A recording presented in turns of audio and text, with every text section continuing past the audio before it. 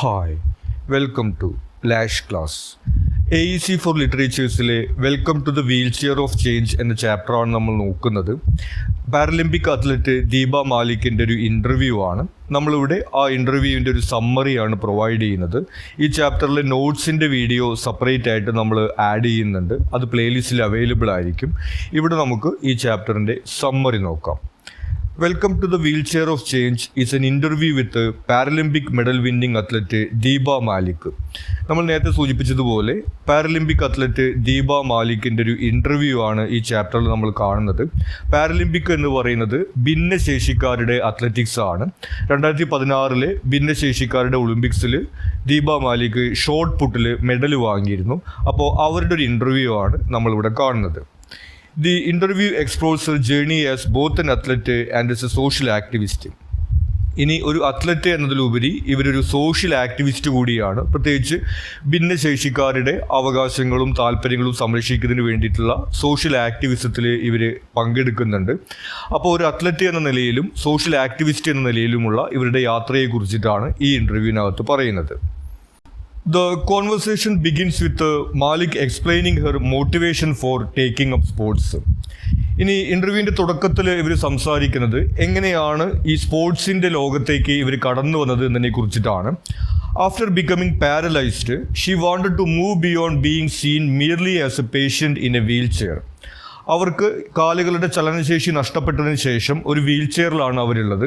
അപ്പോൾ എല്ലാവരും അവരിങ്ങനെ വീൽ ചെയറിലിരിക്കുന്ന ഒരു പേഷ്യൻറ്റിനെ പോലെയാണ് കണക്കാക്കുന്നത്. ആ ഒരു ഐഡൻറ്റിറ്റിയിൽ നിന്ന് മോചനം നേടുന്നതിന് വേണ്ടിയിട്ടാണ് സ്പോർട്സിൻ്റെ ലോകത്തേക്ക് വന്നതെന്ന് അവർ പറയുന്നു. ദീപ മാലിക്കിന് നട്ടെല്ലിന് ബാധിച്ചിട്ടുള്ള ഒരു അസുഖത്തിനെ തുടർന്നിട്ട് ഒരു സർജറി നടത്തേണ്ടി വരുന്നുണ്ട് അവരുടെ 29ാമത്തെ വയസ്സിൽ. അതിനുശേഷമാണ് അവരുടെ കാലുകളുടെ ചലനശേഷി നഷ്ടപ്പെടുന്നത്. പിന്നീടാണ് അവർ wheel ചെയറിലാവുന്നത്.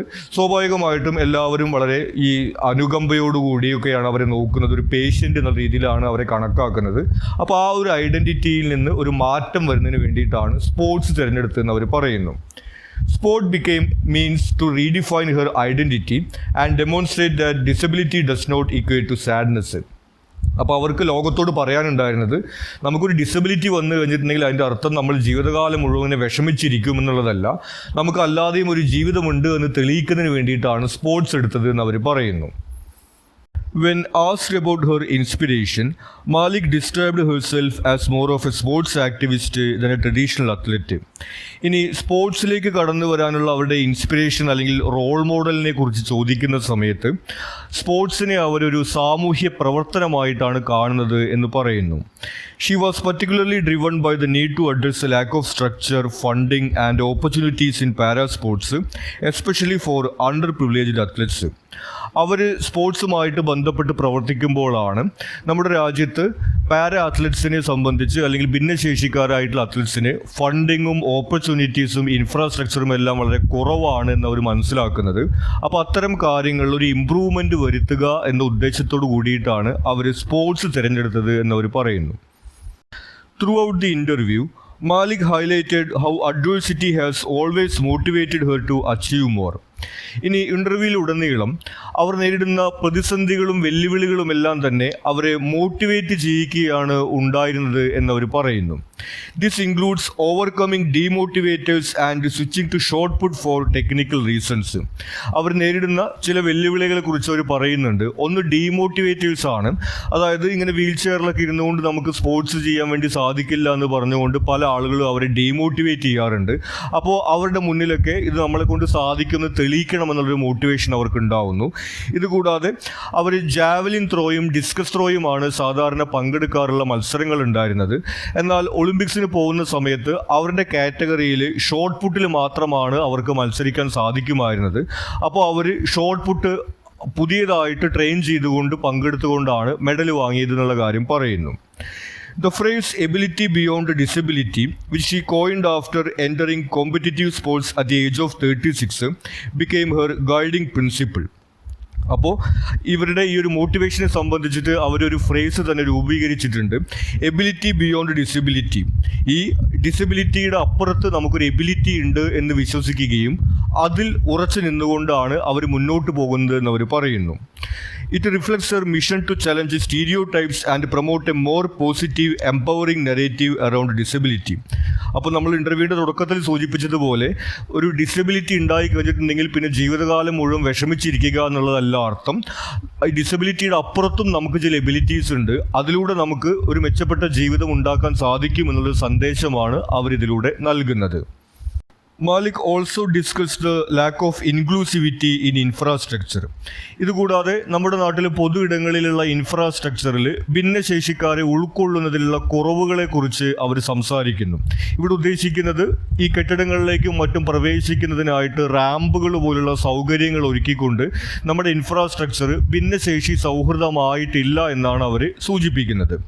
She mentioned an incident involving N airline which she noted stemmed more from A lack of awareness than deliberate insensitivity. അപ്പോൾ ഇത്തരത്തിൽ അവർക്കൊരു എയർലൈൻസിൽ നിന്ന് ഉണ്ടായിട്ടുള്ള ഒരു അനുഭവത്തെക്കുറിച്ച് അവർ സൂചിപ്പിക്കുന്നു. അവിടെ ഭിന്നശേഷി സൗഹൃദമായിട്ടുള്ള സൗകര്യങ്ങൾ അവർ ഒരുക്കിയിരുന്നില്ല. അപ്പോൾ ഇവരതിനെക്കുറിച്ച് പറയുന്നത് ഈ ആളുകൾക്കൊക്കെ ഭിന്നശേഷിക്കാരോട് ദേഷ്യമുണ്ടായിട്ടൊന്നുമല്ല അവർ ഇത്തരത്തിലുള്ള സൗകര്യങ്ങൾ ഒരുക്കാത്തത്, മറിച്ച് ഈ കാര്യത്തെക്കുറിച്ചിട്ടുള്ള കൃത്യമായിട്ടുള്ള അവബോധം ആളുകൾക്ക് ഇല്ലാത്തത് കൊണ്ടാണ് ഇത്തരം സൗകര്യങ്ങൾ നമ്മുടെ നാട്ടിൽ ഇല്ലാത്തത് എന്ന് അവർ പറയുന്നു. She emphasised the importance of greater public sensitisation and infrastructural improvements to make India a more inclusive society for people with disabilities. അപ്പോൾ ഇത്തരത്തിൽ ആളുകൾക്ക് ഈ ഭിന്നശേഷിക്കാരുടെ പ്രയാസങ്ങളെക്കുറിച്ച് കൃത്യമായിട്ടുള്ള അവബോധം ഉണ്ടാകണമെന്നും അത്തരത്തിൽ നമ്മുടെ ഇൻഫ്രാസ്ട്രക്ചറിനകത്ത് ഭിന്നശേഷി സൗഹൃദമായിട്ടുള്ള സൗകര്യങ്ങൾ ഒരുക്കണം എങ്കിൽ മാത്രമേ നമ്മുടെ രാജ്യം എല്ലാവരെയും ഉൾക്കൊള്ളുന്ന ഒരു രാജ്യമായിട്ട് മാറൂ എന്നവർ സൂചിപ്പിക്കുന്നു. On the topic of accessible sports facilities, she acknowledged progress, citing improvements at venues like the Jawaharlal Nehru Stadium. ഇനി ഇതുപോലെ സ്പോർട്സ് ഫെസിലിറ്റീസിലും ഇത്തരത്തിലുള്ള പ്രശ്നങ്ങളെ കുറിച്ചിട്ട് അവർ സംസാരിക്കുന്നുണ്ട്. ഇപ്പോൾ കുറച്ചൊക്കെ മാറ്റങ്ങൾ വന്നിട്ടുള്ളതായിട്ട് അവർ സൂചിപ്പിക്കുന്നു. പ്രത്യേകിച്ചും ജവഹർലാൽ നെഹ്റു സ്റ്റേഡിയത്തിലൊക്കെ ഇപ്പോൾ ഭിന്നശേഷി സൗഹൃദമായിട്ടുള്ള സൗകര്യങ്ങൾ ഒരുക്കിയതിനെ കുറിച്ചിട്ട് അവർ സൂചിപ്പിക്കുന്നു. However, she pointed out that much more needs to be done, particularly in ensuring that new and existing buildings meet accessibility standards. എന്നാൽ പ്രധാനപ്പെട്ട ചില സ്റ്റേഡിയങ്ങളിലും അതുപോലെ സ്പോർട്സ് ഫെസിലിറ്റീസിലും എല്ലാം ഇത്തരം സൗകര്യങ്ങൾ ഉണ്ടെങ്കിലും രാജ്യവ്യാപകമായിട്ട് ഇപ്പോഴും ഒരുപാട് മാറ്റങ്ങൾ വരേണ്ടതുണ്ട് എന്നുള്ള കാര്യം കൂടി അവർ ഓർമ്മപ്പെടുത്തുന്നു. Malik also raised concerns about the lack of disability-specific training among coaches. ഇതുകൂടാതെ പാരാ അത്ലറ്റ്സിന് കൃത്യമായിട്ടുള്ള പരിശീലന സംവിധാനങ്ങളോ പരിശീലകരോ നമ്മുടെ നാട്ടിൽ ലഭിക്കുന്നില്ല എന്ന കാര്യത്തെക്കുറിച്ച് കൂടി അവർ പറയുന്നു. She advocated for specialized coaching courses that integrate biomechanics with an understanding of para athletes' unique needs. അപ്പോൾ സാധാരണ അത്ലറ്റ്സിനെ പരിശീലിപ്പിക്കുന്ന പരിശീലകർ പാരാ അത്ലറ്റ്സിനെ പരിശീലിപ്പിക്കുകയാണെങ്കിൽ ഇവരുടെ പ്രത്യേക സാഹചര്യത്തെ അവർക്ക് കൃത്യമായിട്ട് മനസ്സിലാക്കാൻ സാധിക്കില്ല എന്നും അതുകൊണ്ട് പരിശീലകർക്ക് പാരാ അത്ലറ്റ്സിനെ പരിശീലിപ്പിക്കുന്നതിന് വേണ്ടിയിട്ടുള്ള കൃത്യമായിട്ടുള്ള ട്രെയിനിങ് നൽകണം എന്നുള്ള കാര്യത്തെക്കുറിച്ചുമെല്ലാം അവർ സംസാരിക്കുന്നു. To address this gap she is establishing an academy aimed at enhancing training standards in para sports. അപ്പോൾ ഈ ഒരു പ്രശ്നം പരിഹരിക്കുന്നതിന് വേണ്ടിയിട്ട് പാരാ അത്ലറ്റ്സിനെ പരിശീലിപ്പിക്കാനുള്ള കോച്ചുമാർക്ക് ട്രെയിനിങ് കൊടുക്കുന്ന ഒരു സെൻറ്റർ ഇവർ ആരംഭിക്കുന്നുണ്ട് എന്ന് അവർ പറയുന്നു. In conclusion, Malik stated that her vision is for a fully inclusive India where people with disabilities have equal access to education, employment, recreation and all aspects of public life. ഇനി ഇവരുടെ ഈ ഒരു social ആക്ടിവിറ്റിയുടെ വിഷനായിട്ട് അവർ പറയുന്നത് ഇന്ത്യയെ ഒരു fully inclusive country ആക്കുക എന്നുള്ളതാണ്.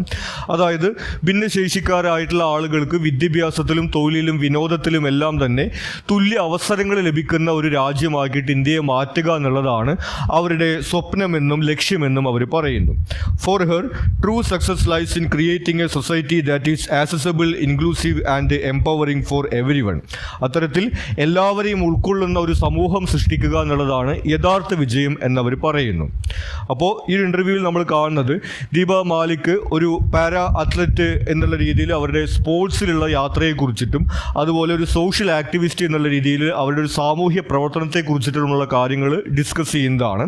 നമ്മൾ നേരത്തെ സൂചിപ്പിച്ചതുപോലെ ഈ ചാപ്റ്ററിലെ ക്വസ്റ്റ്യൻ ആൻസേഴ്സിൻ്റെ വീഡിയോ സെപ്പറേറ്റ് ആയിട്ട് നമ്മൾ ചെയ്യുന്നുണ്ട്. അത് പ്ലേലിസ്റ്റിൽ അവൈലബിൾ ആയിരിക്കും. നിങ്ങൾക്ക് മറ്റെന്തെങ്കിലും സംശയങ്ങളോ സജഷൻസോ ഉണ്ടെങ്കിൽ നിങ്ങൾ കമൻറ്റ് ചെയ്യുക. കൂടാതെ ചാനൽ നിങ്ങളൊരു സബ്സ്ക്രൈബ് ചെയ്തിട്ടില്ലെങ്കിൽ സബ്സ്ക്രൈബ് ചെയ്യുക. Thank you.